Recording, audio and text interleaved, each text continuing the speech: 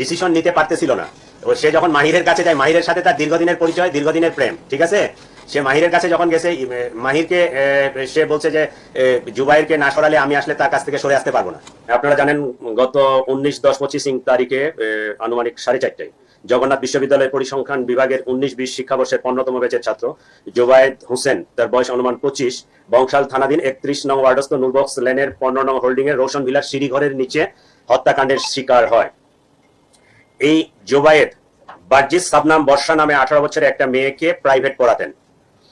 Private পড়াতে গিয়ে এই টিচারের সাথে এই ছাত্রীর একটা প্রেমের সম্পর্ক গড়ে ওঠে। উল্লেখ্য যে এর আগে এই বর্ষার সাথে মাহির নামে জনৈক আরেক ছেলের প্রেমের সম্পর্ক। এটা মাহির এবং সেই বর্ষা দুজনে মেনে নিতে পারে নাই। বর্ষার পরিকল্পনা অনুযায়ী জুবায়েদকে হত্যা করার তারা সিদ্ধান্ত নেয়।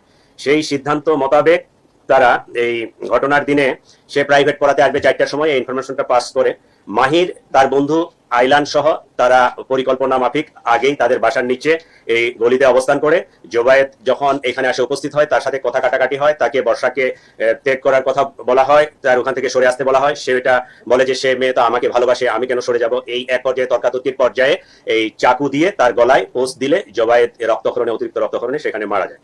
এই ঘটনায় আমরা মোহাম্মদ মাহির, বার্জিস সাবনাম বর্ষা মেয়েটা এবং মাহিরের যে বন্ধু ফারদিন আহমেদ আইলান, তিনজনকেই আমরা গ্রেফতার করতে সক্ষম হয়েছি। আমরা যেটা তদন্তে পাইছি, মাহির কোনো এক সময় ওই বাসায় ওখানে ভাড়া থাকতো। তো আগে থেকে ওই মেয়েটার সাথে পরিচয় দীর্ঘদিনের, কিন্তু প্রেমের সম্পর্কটা অনুমান 1.5 বছর ধরে।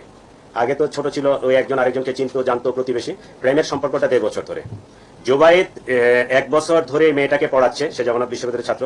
মেয়েটা এর প্রতিও দুর্বল হয়ে যায় জুবায়েদের প্রতি।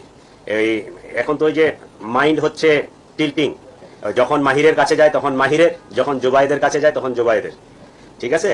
তো মাহিরকে সে বলছে যে জুবায়েদকে না সরাতে পারলে আমি আসলে তোমার থাকতে পারবো না।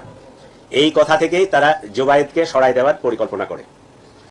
এইটা রাজনৈতিক কোনো বিষয় এখানে নাই, এটা ত্রিভুজ প্রেমের কাহিনী, কমপ্লিটলি ত্রিভুজ প্রেমের কাহিনী। এটাকে রাজনৈতিক কালার দেওয়ার কোনো সুযোগ নাই, বা আমরা ওইদিকে